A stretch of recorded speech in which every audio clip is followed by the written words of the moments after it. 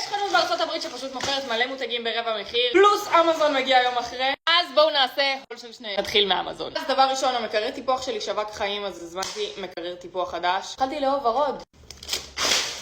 יפה. קשת כזו לסקין קר, זה הגיע עם 2 כאלה לשים על הידיים, וקליפס ממש יפה. איזה יפה זה בבורדו. מכירות את זה שאתם רוצות להזמין משהו ובגללו בעצם מתבצעה כל שאר אז בגלל זה הזמנתי גם את כל שאר הדברים. לא רואים במצלמה כמה זה חזק התאורה, אבל יש לזה גם כמה מודים. תבינו את התאורה. זה פה קליפס להתחבר לטלפון. חולה קפה שנגמרו לי למכונת קפה. אהובים עליי, אם יש לכם המלצות לאחרים תמליצו. שיחת שפתיים מושלמת בטירוף, יש לי אותה כבר בוורוד בטעם של הסוויט קנדי, וזה עכשיו הזמנתי בטעם של דובוני גומי. יש לי בעיות של יובש בשפתיים, ממליצה. לקליפסים של פרחים, כל השאר מפוזרים לי בבית. את מברשות ענקי, הזמנתי אותו כי פשוט היה עליו אלפי המלצות באמזון. זה כל המברשות שיש פה, יש פה ממש הסבר מה זה כל מברשת. ג'מה של פולו שנראית אחת הכיפיות, נכנס והחולצה. ונעבור למרשל. לא מזמן קניתי לי ולגיא נעלי בית תואמות שמצויר עליהם את מואנה. את שלי אחלה, של גיא. אז נאלצתי לקנות לי נעלי בית חדשות. פעם יש עליהם דובי, מקווה שזה פחות יפתה את מואנה. עד היום לא הייתי בן אדם של פיג'מות, ובאחרונה התחלתי לאהוב פיג'מות. פיג'מה ראשונה זה חמוד. ברווזי, פה ברווזים. עוד פיג'מה שהיא מגיעה חולצה כזאת, מגיעה גם עם מכנס ארוך וגם עם מכנס קצר. עוד פיג'מה, סמיילים. איזה יפה. באמזון התאורה הייתה הגורם לכל הקנייה. פה הגורם הוא